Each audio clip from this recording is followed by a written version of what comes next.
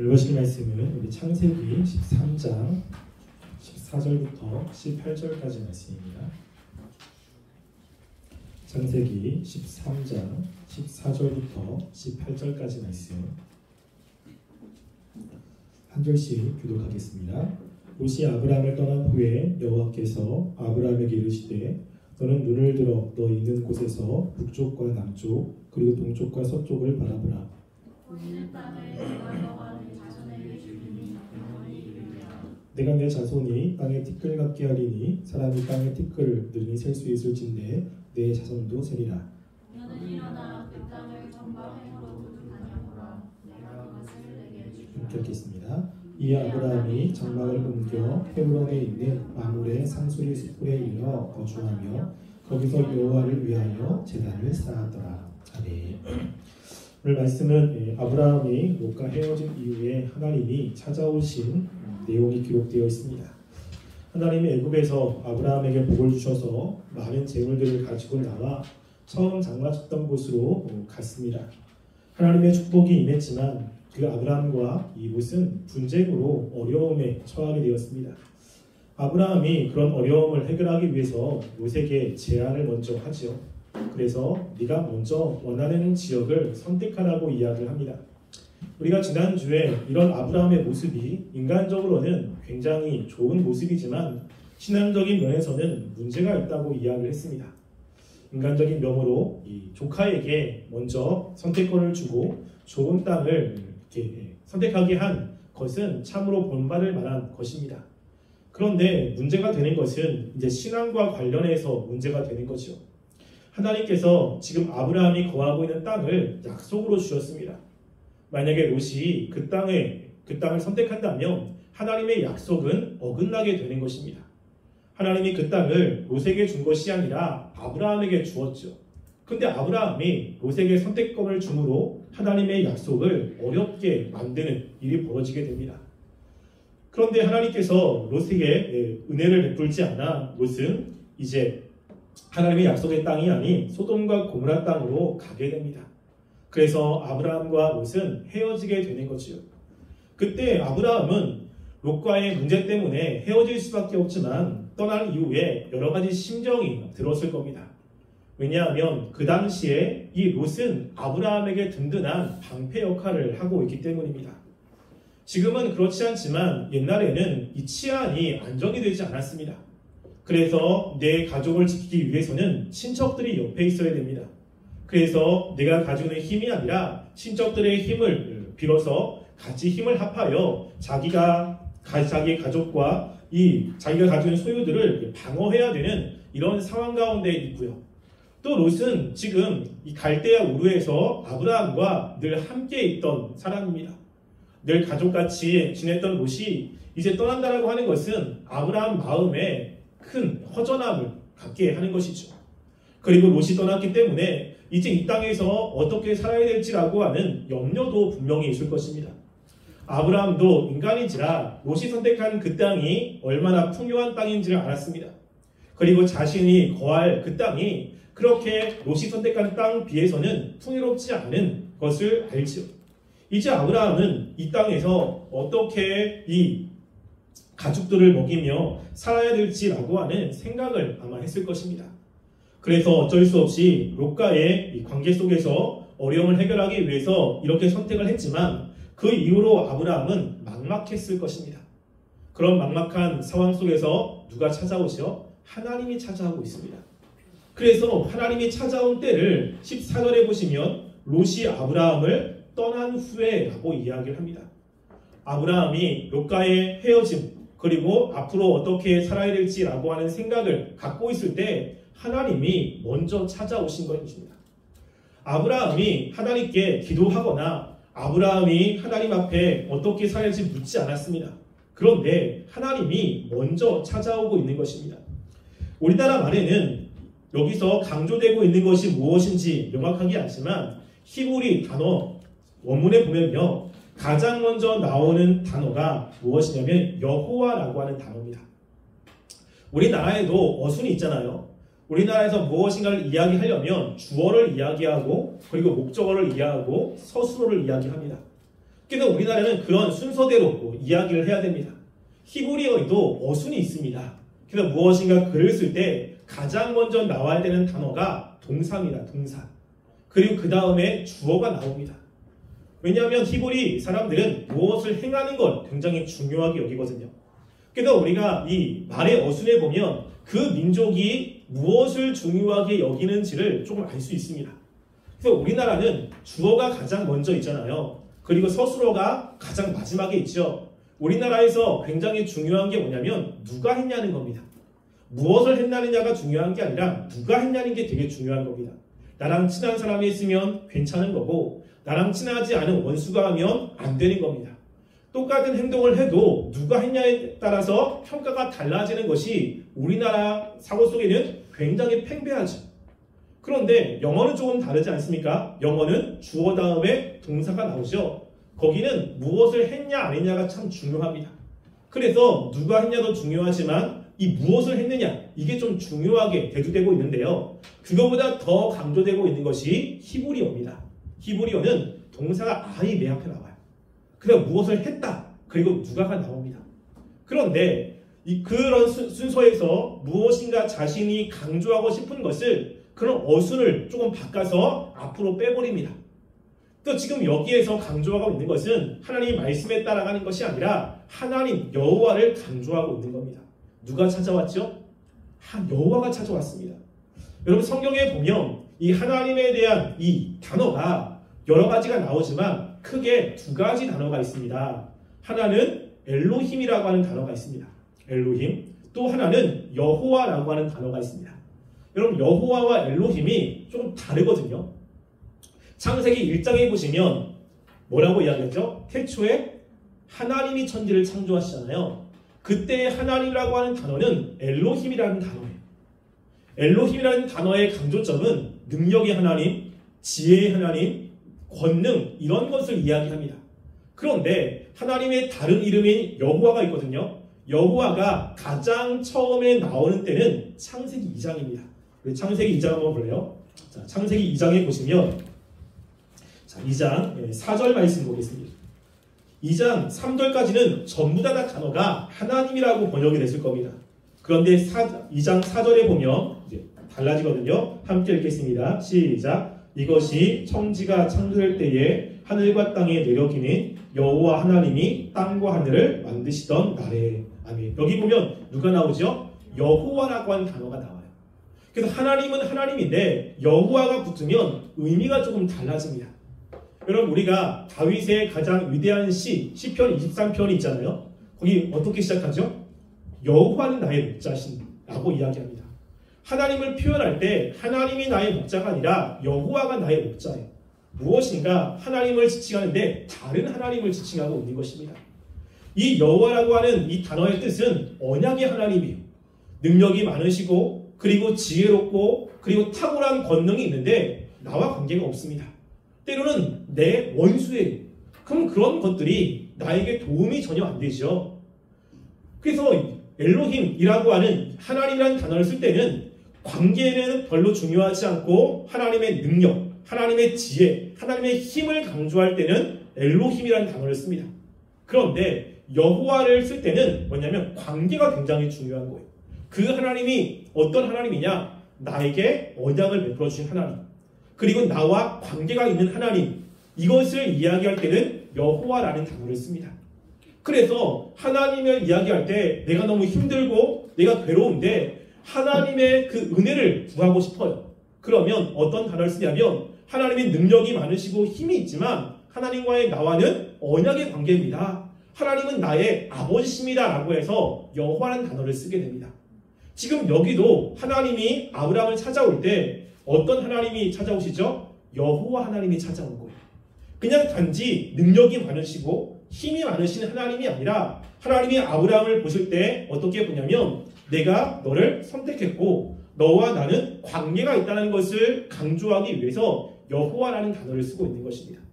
여호와 하나님이 아브라함이 지금 허전하고 아브라함이 지금 어떻게 할지 모르고 아브라함 마음속에 여러 가지 근심이 있으니까 하나님께서 그 아브라함을 긍휼히 여기셔서 아브라함에게 위로해 주시기 위해서 찾아오고 있는 것입니다. 그래서 하나님께서 아브라함에게 뭐라고 이야기를 하고 있냐면요. 14절에 보면 너는 눈을 들어 너 있는 곳에서 북쪽과 남쪽과 그리고 동쪽과 서쪽을 바라보라 라고 이야기를 하고 있는데요. 지금 하나님이 아브라함에게 찾아와서 이야기할 때 굉장히 사랑스럽게 이야기를 합니다. 그냥 와가지고 무뚝뚝하게 야 너 지금 있는 곳에서 동서남북을 바라봐 라고 이야기하는 것이 아니고요. 그 앞에 우리나라 말에는 번역이 잘 안 됐습니다. 어떤 단어가 포함되어 있냐면 나라고 하는 단어가 포함되어 있어요. 이 나를 영어로 하면 프리즈입니다. 야 너 정말 내가 제발 이것 좀 봐봐. 그러면서 이 나라고 하는 것이 성경에서 아브라함에게 4번 쓰이거든요. 그때 하나님이 아브라함에게 다가가시는 이런 성품은 굉장히 인자하게 자상하게 그리고 아브라함을 품어주는 이런 방식으로 다가가게 됩니다. 그래서 하나님이 아브라함에게 지금 그렇게 다가오면서 부드럽게 이야기를 하고 있는 거예요. 아브라함에게 야 내가 너한테 약속했는데 지금 뭐하고 있어? 이렇게 이야기하지 않습니다. 아브라함이 힘들 때 마음에 어떤 근심이 있을 때 하나님이 부드럽게 다가오셔서 지금 이야기를 하고 있는 것입니다. 아브라함의 지금 걱정이 무엇입니까? 지금 이 가축을 어떻게 먹어야 될지를 모르겠는 거예요. 지금 자신이 살고 있는 이 세겜 땅에 풀이 그렇게 많지 않습니다. 그리고 지금 내가 이 땅에 지금 자신의 소유의 땅이 하나도 없잖아요. 내가 여기서 어떻게 살지? 왜냐하면 그 땅은 원주민들이 있습니다. 원주민들이 아브라함이 살고 있는 땅을 방해하고 아브라함이 하는 것을 방해할 수도 있습니다. 그러면 내가 이 원주민 속에서 어떻게 살 수 있을까? 내가 과연 이 땅에서 잘 살 수 있을까? 라고 하는 생각이 아브라함에게 있는 것이죠. 하나님이 그런 아브라함의 생각을 아신 것입니다. 그래서 따뜻하게 그런 아브라함에게 찾아와서 눈을 들어서 동서남북을 바라보라고 이야기를 하고 있습니다. 동서남북을 바라보라고 하는 것은 그 당시의 풍습과도 관련이 있습니다. 그래서 우리가 하나님께서 신명기 3장 27절 말씀도 한번 찾아볼까요? 신명기 3장 27절 하나님이 이제 모세에게 말씀을 한 내용이거든요. 자, 민수기 신명기 3장 27절 말씀을 함께 보겠습니다. 자, 3장 27절 읽겠습니다. 시작. 너는 비스가 산 꼭대기에 올라가서 눈을 들어 동서남북을 바라고 내 눈으로 그 땅을 바라보라. 너는 이 땅을 건너지 못할 것이니라. 아멘. 이 말씀은 어떤 말씀이냐면 이 모세가 하나님께 범죄를 했습니다. 그래서 하나님이 모세에게 징계를 내리셨는데 그 징계는 너는 가나안 땅에 못 들어간다는 거예요. 그래서 요단 강 앞에서 이제 가나안 땅을 바라보고 너는 그 땅을 못 들어간다. 대신 동서남북을 다 바라봐라 라고 이야기합니다. 그러면서 이 동서남북을 바라본다는 것은 하나님께서 그 땅을 이스라엘 백성들에게 주겠다는 것을 보여주고 있는 거예요. 이게. 그래서 이 모세는 그 땅에 들어가지 못하지만 하나님이 보여주신 동서남북 이 가나안 땅을 보았습니다. 그리고 어떻게 됐죠? 이스라엘 백성은 그 땅을 들어갔습니다. 즉 하나님이 야 이걸 봐 라고 했을 때 하나님이 보여주신 땅을 주겠다는 거예요. 이제 그 땅을 아브라함 소유로 삼아주시겠다는 것을 보여주기 위해서 이런 방식을 쓰고 있는 것입니다. 이것은 그 당시에 사람들이 하고 있는 그러한 풍습인 것입니다. 그러니까 하나님이 아브라함에게 무엇인가 확신을 줄 때 전혀 알지 못하는 방법으로 주지 않습니다. 하나님이 아브라함에게 이제 이후에 약속을 언약을 맺거든요. 근데 언약을 맺을 때 하나님의 방법으로 아브라함이 가지고 있는 어떤 배경지식도 없는 것을 가지고 하지 않고요. 아브라함이 알고 있는 방식으로 하고 있는 것입니다. 그거를 딱 하면 야 이것은 그 당시의 사람들이 소유권을 이제 이전하거나 아니면 내 것이라는 것을 보여주기 위한 방식이기 때문에 그거를 하면 야 이것이 내 거구나. 하나님이 지금 나에게 주시는구나 라고 하는 확신을 갖게 만드는 것이죠. 그러면서 분명하게 또 말씀도 합니다. 그냥 보여주시는 것만으로 끝나지 않아요.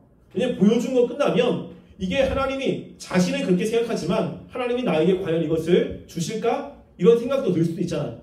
그 다음에 하나님이 뭐라고 이야기하냐면 네가 보는 모든 땅을 영원히 주겠다라고 이야기합니다. 하나님의 말씀은 명확합니다. 그냥 무엇인가 두루뭉실하지 않습니다. 그래서 아브라함에게 지금 보고 있는 그 땅을 내가 명확하게 영원히 너에게 줄 것이다 라고 이야기를 하고 또 하나 약속한 것은 내 자손이 땅에 티끌과 같이 되리라 라고 약속을 합니다. 그러니까 하나님이 지금 두 가지 약속을 하고 있는 거예요. 하나는 뭐죠? 땅을 주겠다는 거고 또 하나는 자손을 주겠다는 것입니다. 왜냐하면 이 두 가지가 아브라함을 조금 재산을 지킬 수 있는 중요한 거잖아요. 땅이 있어야 살 수 있고 자손이 있어야 자신의 이 재물을 지킬 수 있기 때문에 하나님이 이게 두 가지를 주시고 있다는 것입니다. 실제로 이스라엘 백성들이 번성하고 그리고 점점점 인구가 많았을 때 그때 이스라엘 백성들의 인구를 이야기할 때 무엇을 쓰냐면요. 땅에 티끌같이 많다. 바닷가에 모래같이 많다라는 표현을 씁니다. 특별히 우리가 열왕기상 4장 20절 말씀도 한번 찾아볼까요? 열왕기상 4장 20절 말씀.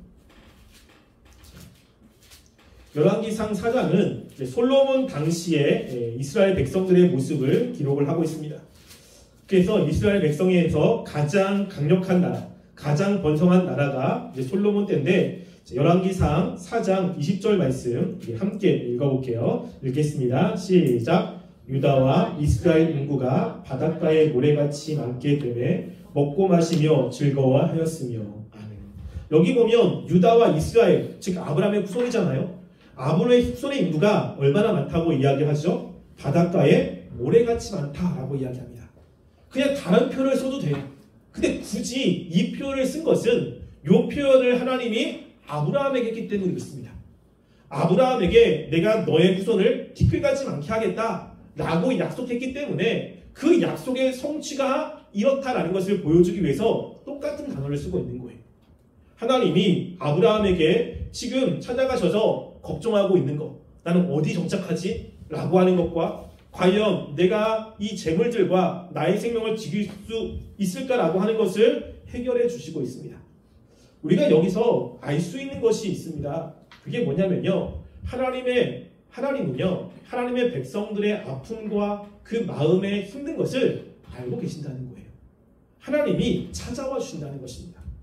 그리고 그 아픔과 그 힘든 것을 위로해 주신다라고 하는 거예요. 그래서 하나님이 그것을 우리가 이해할 수 있는 방법으로 찾아오십니다. 이런 방법이 하나님이 아브라함에게만 한 것은 아닙니다.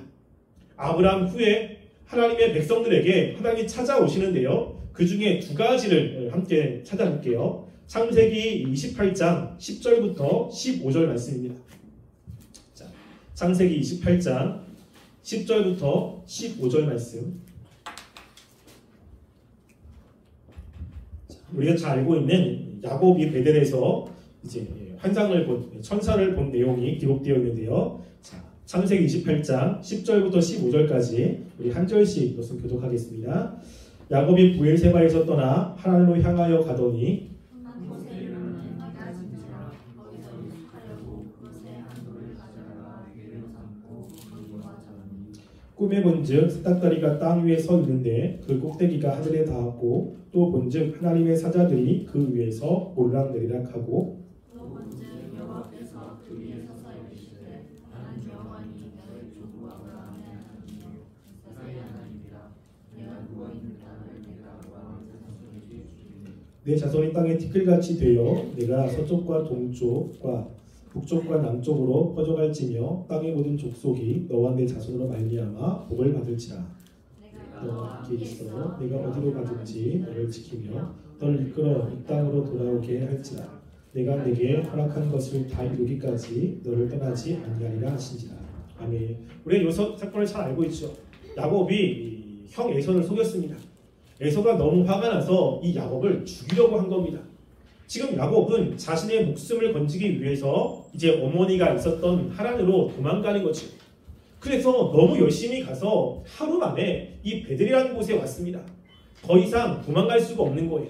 지금 야곱이 간 그 길은 다 산지입니다. 평지가 아니라 산을 넘어야 되는 그런 길인 거예요. 그러니까 이 형이 쫓아올 수 있다라고 하니 두려움 때문에 계속 도망가다가 더 이상 도망갈 수가 없는 거예요.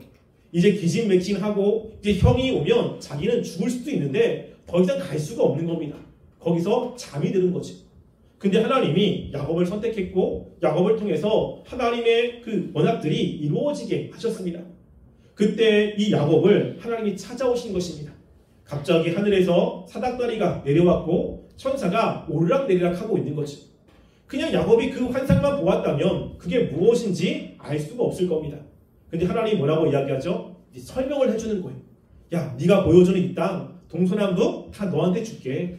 그리고 너의 자손이 아브라함처럼 티끌같이 될 거야. 그리고 내가 너와 함께 있고 네가 어디로 가든지 다 지켜줄게. 걱정하지 말라고 위로해 주시는 것입니다. 여기서도 이 야곱은 기도하지 않습니다. 근데 하나님이 야곱을 찾아오시는 거예요. 찾아오셔서 야곱을 위로해 주시는 것입니다. 여러분, 이것은 신약의 사도 바울도 마찬가지입니다. 신약에 보시면요, 우리가 사도행전 23장 11절에 보면 읽진 않겠습니다. 사도 바울이 한 지역의 감옥에 갇히게 됩니다. 감옥에서 언제 죽을지 모르는 상황 속에 있을 때 하나님이 사도 바울을 찾아와서 이렇게 이야기합니다. 그날 밤에 주께서 바울 곁에 서서 이르되 담대하라. 내가 예루살렘에서 나의 일을 증언한 것 같이 로마에서도 증언하여라 하리라 하시니라 라고 이야기합니다. 밤에 하나님이 바울을 찾아왔습니다. 그리고 바울에게 약속을 하는 거예요. 너 지금 예루살렘에서 나를 증언한 것처럼 너는 로마까지 갈 거야. 그랬다는 것은 이 하나님께서 이 바울을 살려주시겠다는 거거든요. 죽지 않겠다고 약속을 하시고 위로를 해주시고 있는 것입니다. 여러분, 지금도 하나님이 하나님의 백성들에게 위로해 주십니다. 여러분, 그럴 때 어떻게 위로해 주시죠? 여기 보시면 하나님이 말씀을 통해 위로해 주세요. 하나님께서 아브라함에게도 말씀을 전해줬고 야곱에게도 이야기를 하고 바울도 이야기를 합니다. 하나님이 지금도 하나님의 백성들에게 힘들고 어려울 때 그 마음에 위로를 해줄 때는 환상을 보여주거나 아니면 어떠한 기적적인 것을 보여주는 것이 아니라 이야기를 합니다. 그리고 그것을 이해하게 만드는 겁니다. 그래서 우리가 힘들고 어려울 때 말씀을 들으면 그 말씀을 통해서 마음에 확신도 들게 하고 하나님이 함께 하신다는 것을 확신하면서 소망을 가지고 살아가게 만드신다는 거죠. 그래서 우리가 하나님의 말씀을 들을 때 귀가 열려지고 그렇게 그 말씀들이 깨달아지는 일이 있지 않습니까? 왜 그렇죠? 하나님이 하나님의 백성들을 사랑하시고 그들을 위로하시기 때문에 그런 것입니다. 그래서 우리가 힘들고 어려울 때 하나님의 위로를 경험하고 싶다면 하나님 우리를 찾아오시는데 옛날과 같은 방식이 아니라 우리가 말씀을 들을 수 있는 기회가 많잖아요. 말씀을 읽을 수 있는 그러한 것이 가까이 있잖아요. 말씀을 읽을 때, 말씀을 들을 때 그 말씀이 이해가 되게 하시고 깨달아지게 하셔서 마음의 위로를 주시고 그리고 평강을 주시는 방법으로 지금도 동일하게 하나님의 역사를 하시고 있는 것입니다. 그리고 나서 예수 하나님께서 아브라함에게 이제 무엇인가 시킵니다. 왜냐하면 하나님의 그 약속들이 실제로 이루어질 때 하나님은 무엇을 보냐면요, 믿음이라는 것을 보게 되거든요. 여러분, 예수님께서 어떤 일을 행하실 때 기적을 행하신다. 그럴 때 많이 이야기하시는 말씀 중에 하나가 뭐냐면 너의 믿음대로 될지어다 라고 이야기합니다. 그냥 예수님이 고쳐주시는 때도 있지만 어떤 이야기를 하고 나서 야, 네 믿음대로 될 거야 라고 하고 예수님이 가십니다. 그럴 때 그 사람이 가지고 있는 믿음이 정말 하나님이 원하시는 진짜 믿음이라면 예수님이 말씀하신 것들이 이루어집니다. 그런데 그 사람의 믿음이 하나님이 인정하시는 믿음이 아니라면 아무런 일도 일어나지 않습니다. 하나님의 말씀을 들을 때 중요한 것이 이제 하나님의 백성들을 위로하시고 평안을 주시는데 그 평안은 누구한테 찾아오냐면요, 그 말씀을 믿는 사람들에게 찾아오게 되는 거예요. 아브라함도 마찬가지입니다. 이제 아브라함에게 하나님이 하실 거예요. 하나님이 그러면 아브라함에게 보시려고 하는 것이 무엇이냐면 너가 믿느냐는 것을 보여주시는 겁니다. 그래서 아브라함에게 요구하시는 거예요. 자, 다시 본문으로 넘어와서요, 아브라함에게 무엇을 요구하시는지를 한번 보겠습니다. 자, 창세기 14장 17절 말씀입니다. 창세기 14장 17절 말씀 함께 읽어보겠습니다. 시작. 너는 일어나 그 땅을 종과 아직 놓쳤을까? 창세기 14장 17절 읽어보겠습니다. 시작. 너는 일어나 그 땅을 아닌가? 13장. 죄송합니다. 13장. 네.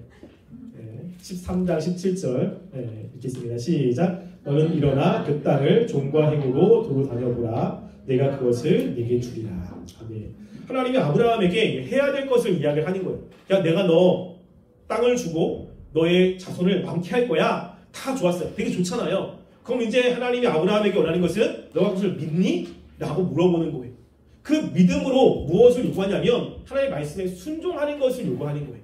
야, 너가 믿는다면 이 종과 행으로 한번 다녀봐.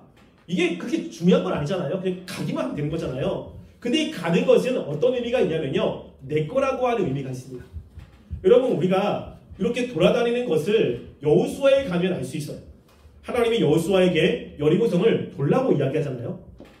그는 그 땅을 하나님이 주실 겁니다. 근데 그 주시는 것을 어떻게 이야기냐면 매일 한 바퀴 돌아.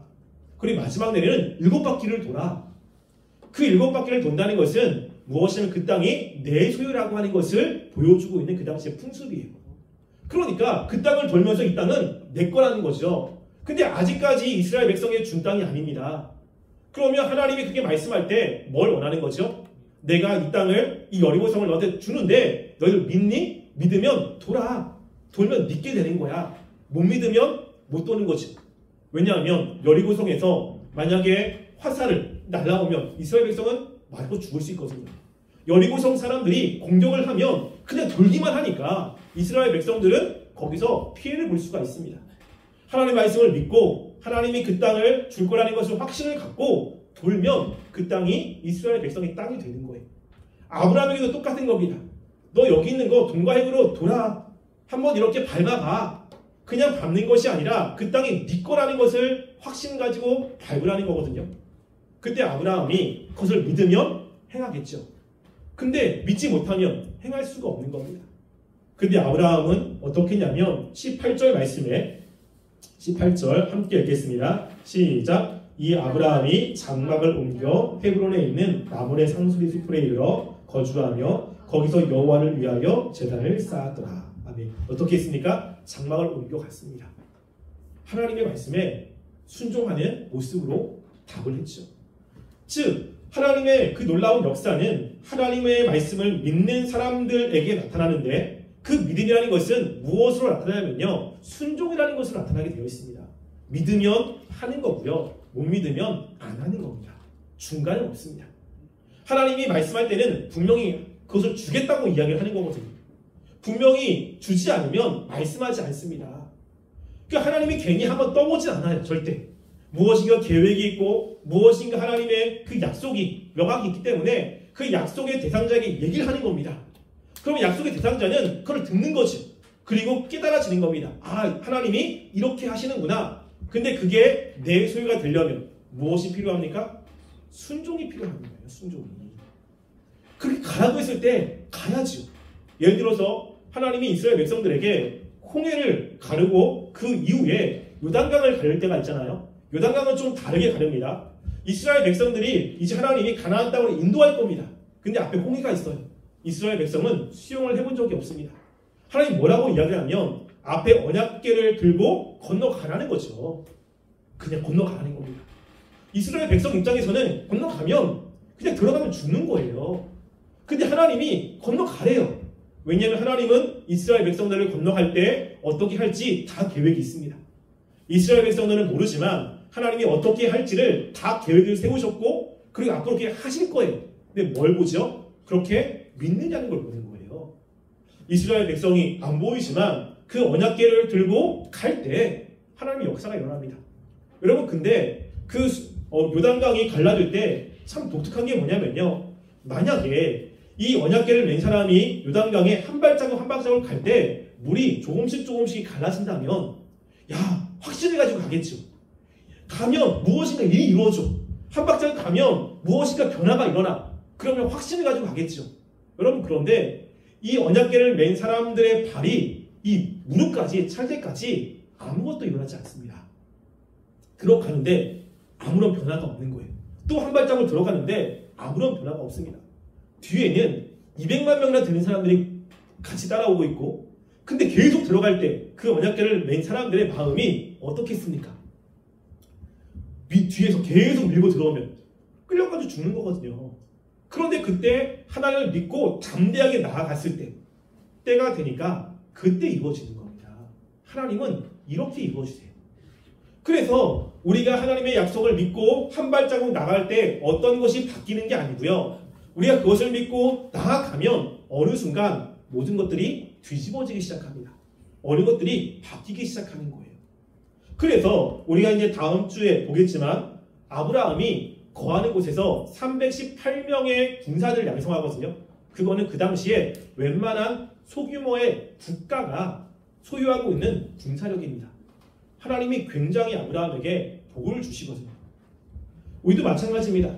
여러분, 하나님이 무엇인가 말씀을 깨닫게 할 때 마음의 평안도 주지만 무엇인가 내가 해야 되는 것들에 대한 깨달음이 혹시 옵니까? 하나님이 그걸 통해서 우리의 믿음을 보시는 거예요. 너가 정말로 내가 이렇게 한 이야기, 그것을 믿고 있느냐? 믿고 있다면 그 작은 발걸음을 옮기라고 이야기합니다.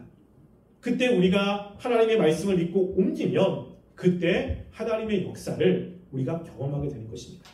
그것을 옮기지 않으면 우리는 하나님을 못 믿는 거죠. 우리는 무엇인가 마음이 깨달아지면 그것을 하나님을 믿는 것이라고 이야기하지만 믿음은 절대 그런 것이 아닙니다. 믿음은 행함과 함께 움직이게 됩니다. 그래서 행하지 않으면 성경에 뭐라고 이야기하죠? 죽은 믿음이라고 이야기해요. 어떤 사람은 죽은 믿음도 믿음이니까 믿음이지 않냐? 라고 이야기하지만 여러분, 죽어있으면 존재하지 않는 겁니다. 믿음이 없다는 거죠. 그래서 내가 알고 있는 거 말씀 여러분이 믿는다면 그렇게 한 발자국 한 발자국 내딛으시면 됩니다. 그러면 그 다음은 누가 하실 겁니까? 아시죠? 하나님이 하시는 거예요. 여러분, 지금 하나님께서 아브라함이 힘들고 어려울 때 위로하십니다. 아브라함의 힘든 것 위로하시면서 앞으로 하나님께서 그 어렵고 힘든 것을 해결해 주시겠다고 말씀했습니다. 참 좋지요. 근데 그것만이 아니라 뭘 하냐면 과연 하나님의 말씀을 믿는지라는 것들을 시험합니다. 지금도 우리도 마찬가지입니다. 우리가 힘들 때 하나님이 우리에게 찾아오셔서 위로를 주시고 또 무엇인가 해야 될 것들을 말씀할 때 우리가 그 하나님의 약속을 믿는다면 한 발자국 할 수 있는 것들을 해야 됩니다. 그것들을 한 발자국 옮겨야 됩니다. 그래야 하나님의 놀라운 것들을 경험할 수 있습니다. 그냥 마음의 평안함만 갖고 하나님의 약속이 있으니까 하나님 다 하시겠지. 하나님이 그럴 수도 있지만 그렇지 않습니다. 하나님께서 우리에게 원하시는 것, 믿음입니다. 여러분들이 하나님을 믿는 믿음으로 한 발자국 한 발자국 나아가 하나님이 주시는 그 은혜들을 경험하는 귀한 삶이 되기를 간절히 소원합니다. 우리 지금 함께 기도하겠습니다. 이 시간 말씀을 생각하시면서 하나님은 하나님의 백성들의 힘들고 어려운 것들을 해결하기를 원하십니다. 그래서 찾아오셔서 말씀을 합니다. 하나님의 계획들, 또 하나님이 하시려고 하는 것들을 이야기를 합니다. 지금 당장 그것을 하지 않지만 이렇게 말씀하시면서 하나님이 앞으로 하시겠다라고 마음의 확신도 줍니다. 근데 그것과 함께 그것을 경험하는 사람들은 하나님을 믿고 있느냐라는 것을 시험합니다. 하나님이 하라고 하는 것들, 그 작은 것들을 할 때 하나님은 역사합니다. 우리가 아시는 하나님, 우리가 주님께서 마음에 주시는 그런 감동들, 마음에 주는 깨달음들, 그 깨달음들을 마음에 품고 우리가 믿음으로 순종하는 삶이 되게 해달라고, 그럴 때 하나님이 주시는 은혜들을 경험하게 해달라고 우리 한 목소리로 함께 기도하겠습니다. 사랑하는 우리가 이 시간 주 앞에 기도합니다. 하나님, 정말 저희가 하나님이 주시는 그 놀라운 은혜들을 경험하는 삶이 되길 원합니다. 하나님, 주님께서는 우리가 힘들고 어려운 그 모든 문제를 아시고 하나님의 말씀으로 위로하십니다. 말씀으로 하나님의 그 계획들을 알려주시고 하나님 정말 우리에게 정말 함께 하십니다. 하나님, 우리가 그 하나님의 그 은혜들을 경험하는 삶이 되길 원합니다. 하나님께서 그렇게 하실 때 우리들에게 보시는 것은 믿음입니다. 하나님이 하실 것을 믿고 하나님이 하실 것을 기대하며 나아가는 그런 믿음을 원하십니다. 하나님, 우리가 주의 말씀하실 때 우리가 주의 말씀들을 신뢰하며 한 발짝 한 발짝 발을 옮길 수 있도록 도와주시옵소서. 하나님, 그것들이 때로는 어렵고 힘든 일일지 모르지만 그것대로 할 때 아무런 일도 일어날지 않을 것처럼 생각이 들지만 모든 것을 이루시는 분은 하나님이십니다. 우리가 그 하나님을 생각하며 하나님을 바라보며 말씀에 순종하여 하나님이 하시는 그 놀라운 것들을 삶으로 경험하게 하여 주시옵소서. 아버지, 도와주시기 바랍니다. 사랑하는 하나님, 우리가 온전히 하나님을 바라보며 살아가길 원합니다. 우리가 힘들 때 어려울 때 찾아오시는 하나님의 위로를 경험하고 또 하나님이 주시는 그 말씀들 마음에 품고 순종하는 삶이 되어 하나님이 주시는 그 놀라운 은혜들을 경험하게 하여 주시옵소서. 또 하나님께 나올 때 헌금을 드린 손길이 있습니다. 하나님 그 손길을 기억하여 주시고 정말 주님께서 더 많은 것으로 채워주시옵소서. 지금은 우리 주 예수 그리스도의 은혜와 하나님의 사랑과 성령님의 교통하심이 온전히 주님을 바라보며 믿고 따르게 원하여 고개 숙인 우리 청년 머리 위에와 가정 위에와 이 세계 위에 지금부터 영원토록 함께 있을지어다.